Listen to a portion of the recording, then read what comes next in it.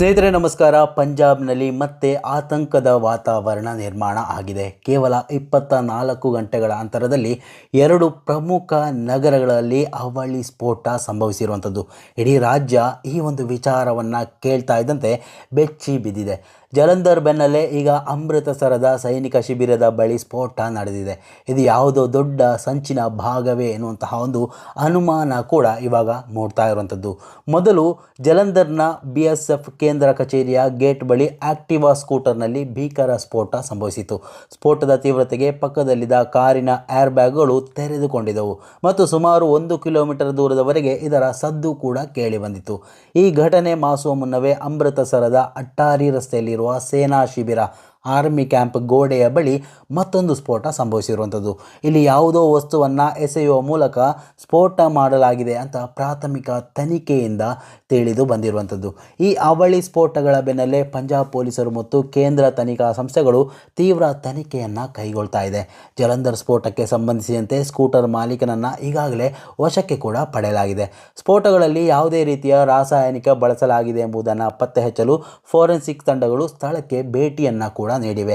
ಈ 2 ಸ್ಫೋಟಗಳ ಹಿಂದೆ ಯಾವುದಾದರೂ ಭಯೋತ್ಪಾದಕ ಸಂಘಟನೆಯ ಕೈವಾಡವಿದೆಯಾ ಅನ್ನುವಂತಹ ಅಥವಾ ಇವೆರಡಕ್ಕೂ ಏನಾದರೂ ಸಂಬಂಧವಿದೆ ಎನ್ನುವಂತಹ ನಿಟ್ಟಿನಲ್ಲಿ ಕೂಡ ತನಿಖೆಗಳು ನಡೀತಾ ಇರುವಂಥದ್ದು. ಸದ್ಯ ಇಡೀ ಪ್ರದೇಶವನ್ನು ಭದ್ರತಾ ಪಡೆಗಳು ಸುತ್ತುವರೆದಿದ್ದು ಸಾರ್ವಜನಿಕರಲ್ಲಿ ಆತಂಕವನ್ನು ಮನೆ ಮಾಡಿದೆ. ಯಾವುದೇ ಅಹಿತಕರ ಘಟನೆ ನಡೆದಂತೆ ಹೈ ಅಲರ್ಟನ್ನು ಕೂಡ ಘೋಷಣೆ ಮಾಡಲಾಗಿದೆ. ಪ್ರತ್ಯೇಕವಾಗಿ ದೇಶದ ಗಡಿಭಾಗದ ರಾಜ್ಯವಾದ ಪಂಜಾಬ್ನಲ್ಲಿ ಸೇನಾ ನೆಲೆಗಳನ್ನೇ ಗುರಿಯಾಗಿಸಿಕೊಂಡು ನಡೀತಾ ಇರುವಂತಹ ಈ ಸರಣಿ ಸ್ಫೋಟಗಳು ಗಂಭೀರ ವಿಚಾರವೇ ಆಗಿದೆ. ತನಿಖಾ ಸಂಸ್ಥೆಗಳ ಮುಂದಿನ ವರದಿಯಲ್ಲಿ ಈ ಸ್ಫೋಟಗಳ ಹಿಂದಿರುವ ಅಸಲಿ ಮುಖವಾಡಗಳು ಬಯಲಾಗಬೇಕಿದೆ. ನಿಜಕ್ಕೂ ಪಂಜಾಬ್ನಲ್ಲಿ ನಡೆದಿರೋದೇನು, ಈ ಅವಳಿ ಸ್ಫೋಟಗಳಿಗೆ ಕಾರಣ ಏನು, ಎಲ್ಲವನ್ನ ಈ ಒಂದು ವಿಡಿಯೋದಲ್ಲಿ ಕಂಪ್ಲೀಟ್ ಆಗಿ ತಿಳಿಯುವಂತಹ ಒಂದು ಪ್ರಯತ್ನ ಮಾಡೋಣ. ಅದಕ್ಕೂ ಮೊದಲು ಈ ಒಂದು ವಿಡಿಯೋವನ್ನು ನೀವು ಮೊದಲನೇ ಬಾರಿ ವೀಕ್ಷಣೆ ಮಾಡುವವರಾಗಿದ್ದರೆ ಖಂಡಿತವಾಗಿಯೂ ಈ ಒಂದು ಚಾನಲನ್ನು ಸಬ್ಸ್ಕ್ರೈಬ್ ಮಾಡ್ಕೊಂಡು ನೋಡಿ. ಮಾತ್ರ ಅಲ್ಲ, ನಿರಂತರವಾಗಿ ಇಂತಹ ಅಪ್ಡೇಟ್ಗಳನ್ನು ನಿಮ್ಮ ಮುಂದೆ ತರುವಂತಹ ಪ್ರಯತ್ನವನ್ನು ನಾವು ಮಾಡ್ತೀವಿ. ಪಂಜಾಬ್ನ ಅಮೃತಸರ್ ಜಿಲ್ಲೆಯ ಕಾಸಾದಲ್ಲಿರುವ ಸೇನಾ ಕಂಟೋನ್ಮೆಂಟ್ ಪ್ರದೇಶದ ಬಳಿ ಮಂಗಳವಾರ ತಡರಾತ್ರಿ ಸ್ಫೋಟ ಸಂಭವಿಸಿದ್ದು, ಅದಕ್ಕೂ ಕೆಲವೇ ಗಂಟೆಗಳ ಮೊದಲು ಜಲಂಧರ್ನ ಗಡಿ ಭದ್ರತಾ ಪಡೆ ಪಂಜಾಬ್ ಫ್ರಾಂಟಿಯರ್ ಪ್ರಧಾನ ಕಚೇರಿ ಹೊರಗೆಯೂ ಸ್ಫೋಟ ಸಂಭವಿಸಿರುವ ಘಟನೆ ರಾಜ್ಯದಲ್ಲಿ ಆತಂಕವನ್ನು ಸೃಷ್ಟಿ ಮಾಡಿರುವಂಥದ್ದು. ಪೊಲೀಸರ ಪ್ರಕಾರ 2 ಘಟನೆಗಳಲ್ಲಿ ಯಾವುದೇ ಪ್ರಾಣಹಾನಿ ಅಥವಾ ಗಾಯಗಳು ಸಂಭವಿಸಿಲ್ಲ. ಆದರೆ ಸ್ಫೋಟಗಳ ಹಿನ್ನೆಲೆ ಅಥವಾ ಉದ್ದೇಶದ ಕುರಿತು ತನಿಖೆಗಳು ಮುಂದುವರಿತಾ ಇದೆ. ಸ್ಫೋಟ ಅಂದರೆ ಮೊದಲ ಸ್ಫೋಟವು ಮಂಗಳವಾರ ರಾತ್ರಿ ಸುಮಾರು 8 ಗಂಟೆಗೆ ಜಲಂಧರ್ನಲ್ಲಿ ಸಂಭವಿಸಿತು. ಅದಾದ ಬಳಿಕ ರಾತ್ರಿ ಸುಮಾರು 11 ಗಂಟೆಗೆ ಅಮೃತಸರದ ಖಾಸಾ ಪ್ರದೇಶದಲ್ಲಿ ಮತ್ತೊಂದು ಸ್ಫೋಟ ಸಂಭವಿಸಿರುವಂಥದ್ದು.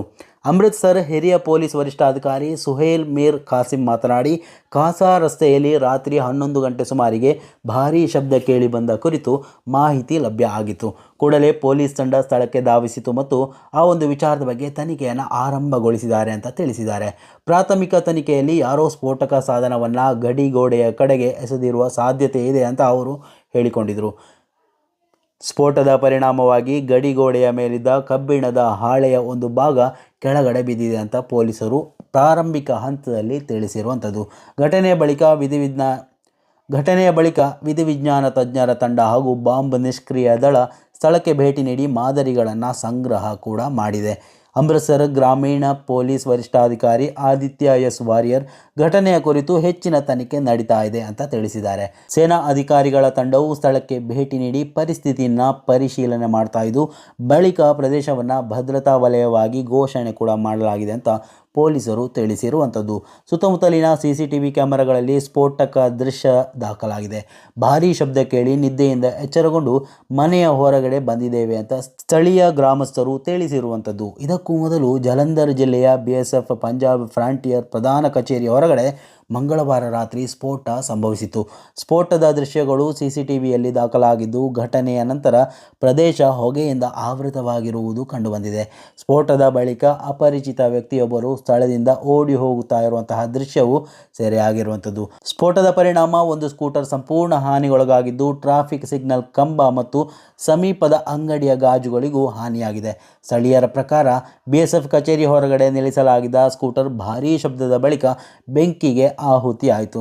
ಸ್ಕೂಟರ್ ಗುರ್ಪ್ರೀತ್ ಸಿಂಗ್ ಅವರಿಗೆ ಸೇರಿದ್ದು. ಅವರು ಈ ಪ್ರದೇಶದಲ್ಲಿ ನಿಯಮಿತವಾಗಿ ಪಾರ್ಸಲ್ ವಿತರಣೆ ಮಾಡ್ತಾ ಇದ್ರು ಅಂತ ತಿಳಿದು ಬಂದಿದೆ. ಗುರ್ಪ್ರೀತ್ ಅವರ ಸಂಬಂಧಿಕರೊಬ್ಬರು ಮಾತನಾಡಿ, ಸ್ಕೂಟರ್ ಹತ್ತಿರ ತಲುಪ್ತಾ ಇದ್ದಂತೆ ಬೆಂಕಿ ಕಾಣಿಸಿಕೊಂಡಿತು. ತಕ್ಷಣವೇ ಕುಟುಂಬ ಸದಸ್ಯರಿಗೆ ಮಾಹಿತಿ ನೀಡಲಾಯಿತು ಅಂತ ಹೇಳಿದ್ದಾರೆ. ಏಪ್ರಿಲ್ 27ರಂದು ಪಟಿಯಾಲಾದ ಶಂಭು ಪ್ರದೇಶದಲ್ಲಿಯೂ ಸರಕು ಸಾಗಣೆ ರೈಲು ಹಳಿಯಲ್ಲಿ ಸ್ಫೋಟ ಸಂಭವಿಸಿತು. ಈ ಪ್ರಕರಣಕ್ಕೆ ಸಂಬಂಧಿಸಿದಂತೆ ಪಾಕಿಸ್ತಾನದ ISI ಬೆಂಬಲಿತ ಖಲಿಸ್ತಾನ ಪರ ಉಗ್ರ ಸಂಘಟನೆಯ 4ರನ್ನು ಪೊಲೀಸರು ಬಂಧನ ಕೂಡ ಮಾಡಿದರು. ಈ ಅವಳಿ ಸ್ಫೋಟಗಳ ಹಿನ್ನೆಲೆಯಲ್ಲಿ ರಾಜ್ಯ ಸರ್ಕಾರದ ವಿರುದ್ಧ ವಿರೋಧ ಪಕ್ಷಗಳು ತೀವ್ರ ವಾಗ್ದಾಳಿ ನಡೆಸ್ತಾ ಇವೆ. ಶಿರೋಮಣಿ ಅಕಾಲಿ ದಳ ಅಧ್ಯಕ್ಷ ಸುಖಬೀರ್ ಸಿಂಗ್ ಬಾದಲ್ ಮುಖ್ಯಮಂತ್ರಿ ಭಗವಂತ್ ಮಾನ್ ವಿರುದ್ಧ ಟೀಕಾ ಪ್ರಹಾರವನ್ನೇ ನಡೆಸ್ತಾ ಇದ್ದಾರೆ. 10 ದಿನಗಳಲ್ಲಿ 3 ಸ್ಫೋಟಗಳು ಮತ್ತು ಒಂದೇ ದಿನದಲ್ಲಿ 2 ಸ್ಫೋಟಗಳು ಸಂಭವಿಸಿವೆ. ಜಲಂಧರ್ನ BSF ಕಚೇರಿ ಹಾಗೂ ಅಮೃತ್ಸರ್ ಸೇನಾ ಪ್ರದೇಶದ ಬಳಿ ನಡೆದ ಈ ಒಂದು ಘಟನೆಗಳು ಕಾನೂನು ಮತ್ತು ಸುವ್ಯವಸ್ಥೆಯನ್ನು ಕುಸಿದಿದೆ ಅಂತ ತೋರಿಸುತ್ತದೆ ಅಂತ ಅವರು ಸಾಮಾಜಿಕ ಜಾಲತಾಣದಲ್ಲಿ ಆರೋಪವನ್ನು ಮಾಡಿರುವಂಥದ್ದು. ಪಂಜಾಬ್ ಕಾಂಗ್ರೆಸ್ ಅಧ್ಯಕ್ಷ ಅಮರಿಂದರ್ ಸಿಂಗ್ ರಾಜಾ ವಾರಿಂಗ್ ಕೂಡ ಸರ್ಕಾರವನ್ನು ಟೀಕಿಸಿ ಪಂಜಾಬ್ನಲ್ಲಿ ನಿರಂತರ ಸ್ಫೋಟಗಳು ನಡೀತಾ ಇರುವುದು ತೀವ್ರ ಆತಂಕಕಾರಿ. ರಾಜ್ಯವನ್ನು ಅಸ್ಥಿರಗೊಳಿಸಲು ಯಾರು ಪ್ರಯತ್ನ ಪಡ್ತಾ ಇದ್ದಾರೆ ಎಂಬುದನ್ನು ಪತ್ತೆ ಹಚ್ಚಬೇಕು. ಗುಪ್ತಚರ ಹಾಗೂ ಭದ್ರತಾ ವ್ಯವಸ್ಥೆಯ ವೈಫಲ್ಯಗಳು ಬಹಿರಂಗ ಆಗ್ತಾ ಇದೆ ಅಂತ ಹೇಳ್ಕೊಂಡಿದ್ರು.